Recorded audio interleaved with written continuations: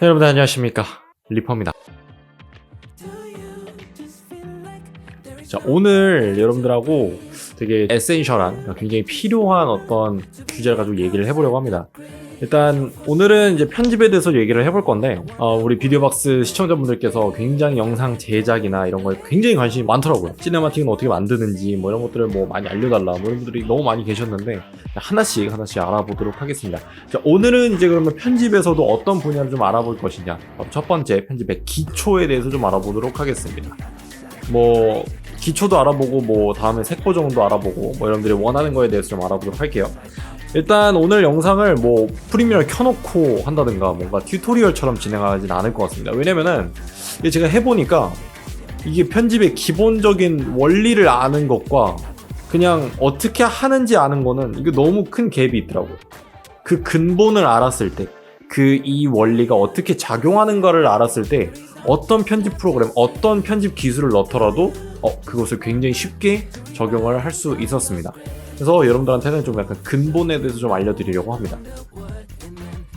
자, 그러면은 일단 편집, 여러분들 오늘 이걸 들으실 때 뭐 노트북으로 편집을 하시는 분들은 노트북 준비를 해주시면 너무나도 좋을 것 같고요. 뭐 나는 컴퓨터로 한다, 컴퓨터 준비해 주시면 너무나도 좋을 것 같습니다. 일단 편집의 기초에 해당하는 거는 일단 첫 번째로는 컴퓨터가 준비가 되어 있어야 되겠죠. 그거는 이제 컴퓨터, 그대 편집용 컴퓨터 그 편에서 보고 오시면 좋을 것 같고요. 일단 그게 컴퓨터가 준비가 되어 있다라고 한다면 이제 시퀀스를 만들어야 되겠죠. 일단 시퀀스를 만들 때 뭐 여러 가지 초이스들이 여러분들에게 있지만 저희는 기본적으로 4K로만 작업을 합니다. 이게 4K로만 작업을 하는 이유는 뭐 여러 가지 이유가 있는데 그 중에 대표적으로 몇 가지를 꼽자면, 첫 번째로는 이제 사실 선의도가 저는 너무나도 중요하기 때문에 저희 팀은 되게 화질에 대해서 굉장히 중요시 여기는 팀이에요. 그래서 되게 4K를 선호하는 편이고, 정말 필치 못한 사항, 슬로우 모션 작업을 해야 된다라든가 뭔가 그런 작업을 해야 될 때는 FHD로 작업을 하고요. 나머지 그렇지 않은 부분에 대해서는 4K로 작업을 합니다. 근데 웬만하면 4K로 다 작업을 하는 편이에요. 자, 그러면은 여러분들도 4K로 작업을 했다라는 가정하에 오늘 컨텐츠를 진행을 해보도록 하겠습니다. 일단 4K는 매우 선의도가 높은 그런 해상도를 가지고 있고요. 그렇다면 이거를 진짜 티끌만큼도 이 선의도를 놓치지 않는 것에 포커스를 둬야 되겠죠. 왜냐면은 4K의 장점을 더 살려줘야 되니까. 일단 프리미어를 키시던 파이널 컷을 키시던 일단 기본적으로 시퀀스 세팅을 해주실 때 우리는 4K로 작업을 하지 않습니다. 왜요? 영상을 4K로 찍었는데 왜 4K로 작업을 안 해요? 굉장히 해답은 간단합니다. 저희는 4K로 작업을 하지 않고 1080p FHD 시퀀스에 4K를 넣어서 작업을 하게 되는데요. 그렇게 작업을 하는 이유는 일단 4K로 찍은 화질을 해상도를 FHD로 줄였을 때 이로 인해서 발생하는 이 화면의 밀도감은 굉장히 차원이 다릅니다. 그래서 저희가 이렇게 줄여서 작업을 한다고 말씀을 드렸는데, 이 상태에서 FHD로 뽑은 것과 FHD로 촬영을 해서 FHD로 뽑은 것의 이 화면의 이 밀도는 급이 다릅니다. 이건 눈으로 보일 정도예요. 그래서 여러분들한테 하나씩 좀 장점을 말씀을 드려보도록 할게요. 일단 이렇게 작업하는 이유 중에 또 다른 이유는, 예를 들어서 크롭을 해야 되는 상황이 벌어질 수가 있습니다. 뭐 지금처럼 크롭을 해야 되는 상황이 있을 수가 있겠죠. 근데 이게 그냥 4K 시퀀스에서 확대를 해버리면 그냥 늘어나는 거잖아요. 그렇다 보니까 화질 저하가 있을 수밖에 없습니다. 근데 FHD 시퀀스에서 4K 영상을 크롭을 한다고 했을 때 무려 200%까지 할 수가 있겠죠. 왜냐면 50%로 줄인 그런 화면이 나와버리기 때문에 200%까지 확대를 해도 전혀 화질 손상이 없습니다. 왜냐면 200%까지 확대를 해도 그게 그냥 원본 화질이에요. 그렇기 때문에 FHD로 작업을 하시고 크롭 작업을 하셨을 때 그 어떠한 화질 손상도 찾아볼 수가 없습니다. 정말로. 그래서 일단 기본기는 이렇게 작업을 하는 게 맞고요. 일단 제일 좋은 거는 일단 편집의 기초는 화질을 손상시키지 않는다는 것부터 시작을 해야 됩니다.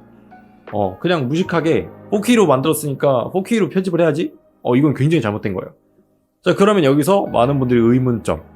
그럼 FHD로 작업을 했으면 FHD로밖에 못 뽑는 거 아닌가요? 절대 그럴 수 없죠. 인코딩 작업을 할 때 인코딩 시퀀스에서 4K로 그냥 뽑아버리시면 됩니다. 너무 간단하죠? 자, 그러면은 이렇게 시퀀스 세팅이 끝났어요. 자, 그럼 우린 다음을 뭘 해야 될까요? 그렇습니다. 여러분들이 어떤 컨텐츠를 만들 때 제가 저번에 말씀을 드렸죠. 음악부터 먼저 설정을 하고 만들어라. 이렇게 말씀을 드렸습니다. 그렇다면은 음악을 먼저 올려놔야 되겠죠. 네. 물론 어떤 컨텐츠마다 영상의 주제마다 전부 다 다를 수는 있습니다. 그러나 만약에 저희처럼 시네마틱을 편집하신다거나 뭐 이런 경우에는 음악부터 올려놓으시는 게 좋겠죠. 제일 안 좋은 건 그겁니다. 영상을 쭉 올려놓고 오케이 컷만 또 선별한 다음에 그걸 또 자르고 그 다음에 비트를 맞추고, 이게 굉장히 비효율적인 일이거든요. 그래서 그냥 애초에 음악 올려놓고 오케이 컷만 딱 뽑아와서 거기서 바로 박자 맞추고, 이렇게 하면 굉장히 빨리 시네마틱이나 뮤직비디오를 만들어내실 수가 있어요. 이렇게 음악을 먼저 올려놨습니다. 자, 그럼 두 번째로는 이제 아까 말씀드린 것처럼 오케이 컷을 선별을 해야 돼요. 근데 저는 여기서 오케이 컷을 선별할 때 여러 가지 방법들을 제시를 해드리고 싶습니다. 첫 번째로는 일일이 원본 영상을 다 보면서 오케이를 하는 방법이 있고요. 두 번째로는 그냥 미리 보기를 통해서 맨 마지막 영상 또는 슬레이트를 치잖아요, 보통. 물론 안 치는 경우도 있겠지만, 그래서 그렇게 해서 오케이 영상을 감으로 찾는 경우도 많습니다. 그거는 여러분들이 촬영 현장에 편집으로서 이제 가시잖아요. 그러면은 뭐가 오케이 컷이었는지 문득문득 기억이 나실 거고, 너무 영상을 많이 찍었다 그럼 그럴 때 쓰는 게 스크립터입니다. 스크립북을 뭐 대단하게 쓸 필요가 없습니다. 뭐 이 씬에 몇 컷까지 찍었고 몇 컷이 오케이다, 요거까지만 쓰시면 돼요. 굉장히 간단합니다. 자, 이렇게 했습니다. 이렇게 했고 이제 어떻게 해서 편집을 완료를 했어요. 그럼 아까 말씀드린 것처럼 인코딩을 4K 시퀀스로 하시면 됩니다. 자세한 오디오 인코딩 설정이라든가 그다음에 뭐 색감에 관련해서는 제가 좀 더 부가적으로 영상을 만들어서 다뤄드리도록 할 거고요. 일단 기초에서는 이 정도만 알려드리겠습니다. 자, 이렇게 편집을 했습니다. 여기서 끝났다라는 건 잘못된 거예요. 편집의 끝은 이 영상이 완성될 때까지입니다. 그래서 인코딩이 됐어요. 그러면 많은 분들이 하는 그 가장 큰 오류가 그냥 만족하고 끕니다. 컴퓨터를 꺼버려요. 근데 이게 굉장히 잘못된 겁니다. 왜냐? 여기서 뭘 해야 되냐면은 영상을 다시 한번 봐줘야 됩니다. 프리미어나 어떤 영상 편집 프로그램 자체는 아직도 미완성입니다. 아직도 너무나도 고칠 점들이 많아요. 그렇다는 거는 인코딩을 했을 때 여러분들이 누락될 수가 있다는 거죠. 정보가 누락돼 버릴 수가 있다. 그래서 유튜브 영상 간혹 보시면은 막 검은색 화면으로 떠버린다거나 음성이 안 들린다거나 이런 화면이 있을 수가 있겠죠. 그래서 그런 것들을 방지하기 위해서 여러분들이 꼼꼼하게 체크를 하시면서 영상을 쭉 한번 보시는 겁니다. 이 과정은 정말 매우 중요합니다. 자, 이렇게 좀 간단하게 여러분들한테 좀 편집에 대해 기초에 대해서 말씀을 드려봤고요. 조금 더 딥하게 들어가 보도록 하겠습니다. 몇 가지 꿀팁들이죠. 작업 시간을 단축시키기 위해서는 정말 많은 방식들이 있습니다. 그 중에서 뭐 단축키를 외우는 방법도 있고요. 그 다음에 어떤 효과를 어떻게 넣으면 어떻게 된다라는, 그러니까 머릿속에 빅데이터화 시키는 방법이 있어요. 근데 이 두 가지를 해내기 위해서는 당연히 편집을 많이 해야 됩니다. 많이. 근데 많은 분들이 정말 잘못된 방식으로 그냥 효과만 때려내면 된다고 생각하세요. 정말 잘못된 겁니다. 정말 좋은 영상은 컷 편집만 해도 잘 나옵니다. 그래서 편집을 하시는 분들 중에서 외주 작업을 하시는 분들 중에서 이제 뭐 애프터 이펙트를 굉장히 애용하시는 분들이 많아요. 그리고 저도 외주 작업을 하면서 애프터 이펙트 의뢰를 너무나도 많이 받습니다. 근데 저는 단 하나도 하지 않습니다. 그러나 클라이언트는 내가 애프터 이펙트를 쓴 줄 알아요. 왜 그러냐? 프리미어에서도 충분히 그만큼 구동이 가능하기 때문입니다. 그리고 정말 놀라운 점 중에 하나는 사실은 이제 많은 분들이 프리미어나 애프터 이펙트에서 템플릿을 만들어요. 물론 기존에 존재하지 않는 템플릿을 만들 경우에는 당연히 손수 만드셔야 되겠죠. 그러나 요즘엔 사실 그럴 필요가 없습니다. 이미 온라인 마켓에 너무나도 많이 이 플러그인과 이런 것들로 나와 있고 돈을 조금만 쓰시면 정말 많은 양의 효과를 한 번에 다운받으실 수가 있어요. 제가 여기서 말씀드리고 싶은 점은 바로 그겁니다. 투자를 한 만큼 영상은 잘 나오게 돼 있습니다. 그래서 여러분들이 어떤 외주 작업을 하신다고 하실 때 분명히 정말 많은 플러그인 사이트를 좀 가입을 하시는 걸 좀 추천을 드리고요. 나는 좀 그런 게 부담스러워, 나는 아직 돈을 벌지 못해 라고 하신다고 하실 경우에는 유튜브에 무료 템플릿들 너무 많으니까 그런 점들 많이 좀 참고를 해주셨으면 좋겠습니다. 유튜브에서 뭔가 막 그런 걸 알려주잖아요. 막 이렇게 하면 이런 템플릿을 만들 수가 있고 막 이런 걸 할 수가 있고 너무 좋습니다. 그런 걸 통해서 공부를 하는 건 너무나도 좋은데 그거를 상업으로 끌어다가 가실 경우에는 굉장히 불필요한 시간들이 요구된다는 거예요. 괜히 퀄리티도 제대로 나오지도 않고. 그래서 그런 부분들에 대해서는 여러분들이 굉장히 조금 투자를 해주셔야 되는 부분이라고 말씀을 드릴 수가 있을 것 같고요. 다음에 이제 시간을 줄이는 뭐 세 번째 방법은 돈을 더 많이 쓰는 겁니다. 네. 저 같은 경우에는 이제 편집에 관련된 장비로만 거의 한 3,400만 원을 썼는데, 근데 그런 이유가 있습니다. 더욱더 정확한 편집을 해낼수록 나의 퀄리티는 더 올라갑니다.